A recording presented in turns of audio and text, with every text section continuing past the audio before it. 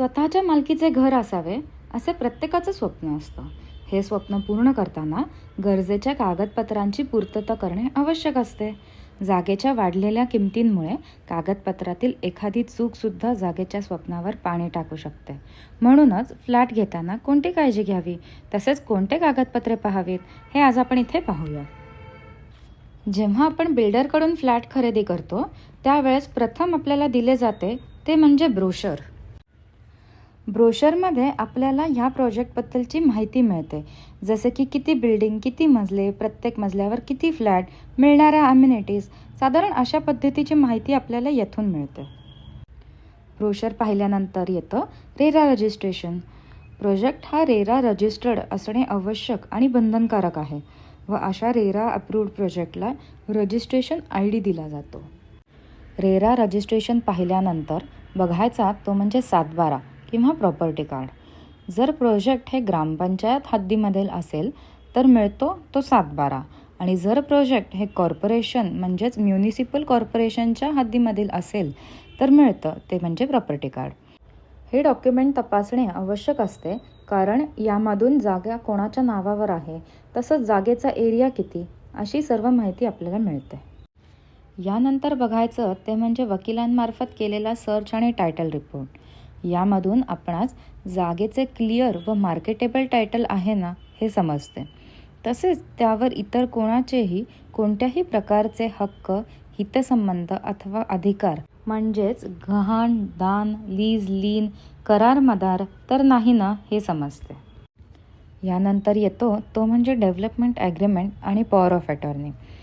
जागा मालक व बिल्डर यामधील झालेले विकसन करारनामा व कुलमुखत्यार पत्र किंवा करार व दिलेले त्यामधील अधिकार हे आपल्याला येथे कळते.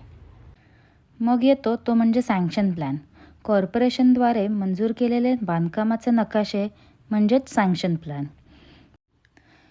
मग येईल ते कमेन्समेंट सर्टिफिकेट. बांधकाम सुरू करायची परवानगी म्हणजेच कमेन्समेंट सर्टिफिकेट. Completion certificate. मंजूर केलेल्या नकाशानुसार बांधकाम पूर्ण केल्याचा दाखला म्हणजेच कंप्लिशन सर्टिफिकेट. यानंतर येतो तो म्हणजे करारनामा म्हणजेच agreement to sell. Agreement to sell हे डॉक्युमेंट तुम्ही योग्य ती स्टॅम्प ड्युटी आणि रजिस्ट्रेशन फी भरून रजिस्टर करणे अत्यावश्यक आहे.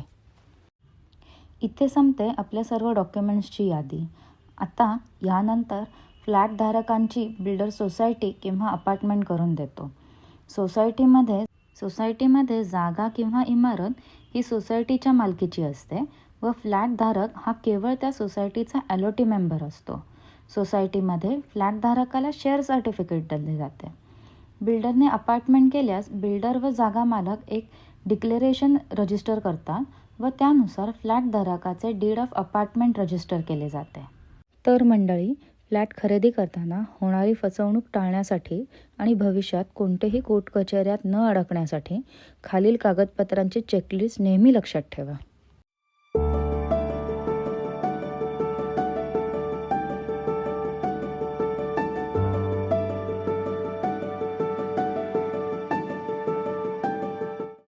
आणि हो, अशाच महत्त्वाच्या गोष्टी सोप्या मराठी भाषेत जाणून घ्यायच्या असतील तर आपल्या चॅनलला सबस्क्राईब करायला विसरू नका.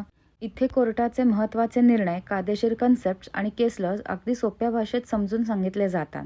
पुन्हा भेटूयात पुढच्या भागात. तोपर्यंत जय हिंद.